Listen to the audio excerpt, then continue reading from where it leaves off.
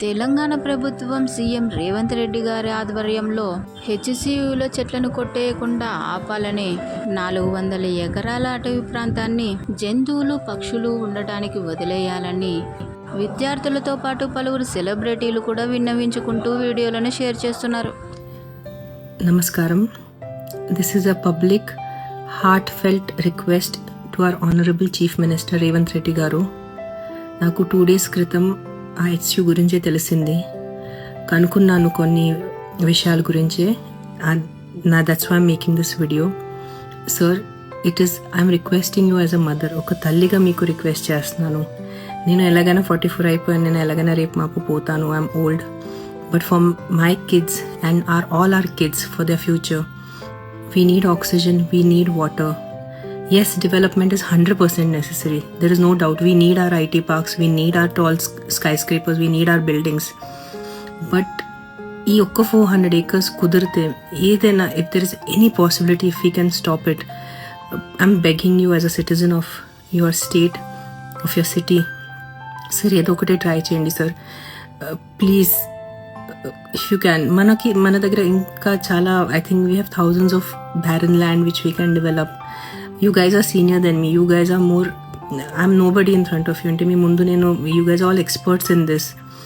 But ఒక తల్లిగా ఈరోజు నేను రిక్వెస్ట్ చేస్తున్నాను. ఒక పర్సనల్గా నాకు దీంట్లో ఇది లేదు, because as I said I'm old now. Please ఒక్కసారి ఆలోచించుకోండి.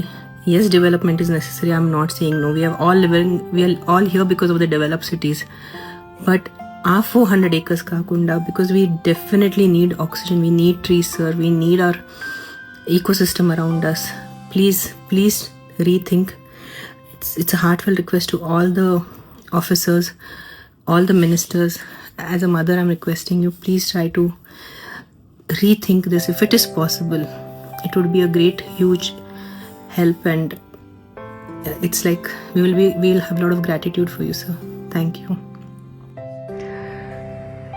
హలో ఎవ్రీబడి, అందరికీ నమస్కారం. సో ఈ వీడియో బయట పోస్ట్ అయిన తర్వాత I may get a lot of backlash. కానీ ఈ వీడియో వచ్చి ఎలాంటి పొలిటికల్ థాట్ ప్రాసెస్ కానీ, మన ఏపీ తెలంగాణలో కానీ, మన కంట్రీలో జరుగుతున్న డెవలప్మెంట్కి విరుద్ధంగా కానీ నేను పోస్ట్ చేయట్లేదు. హెచ్సియులో జరుగుతున్న పోరాటం గురించి అందరికీ తెలుసు. అండ్ అందరూ సోషల్ మీడియాలో ఆల్ ఐజ్ ఆన్ హెచ్సియు అనే పోస్టులు కూడా పెడుతున్నారు.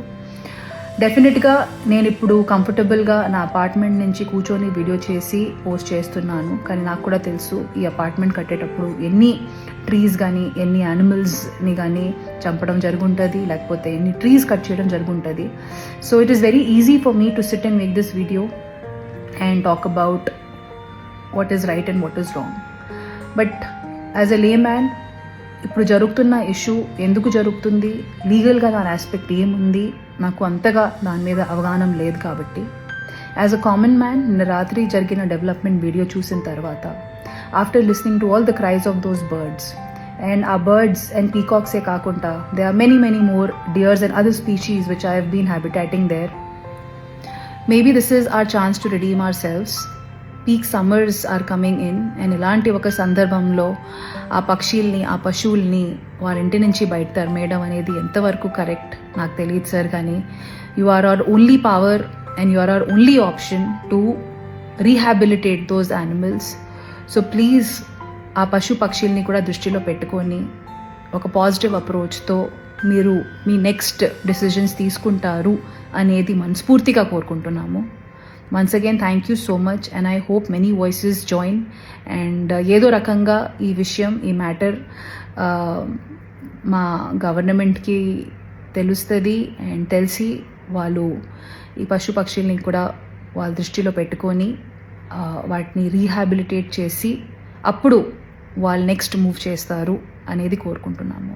Once again, thank you so much, and let's hope for the best.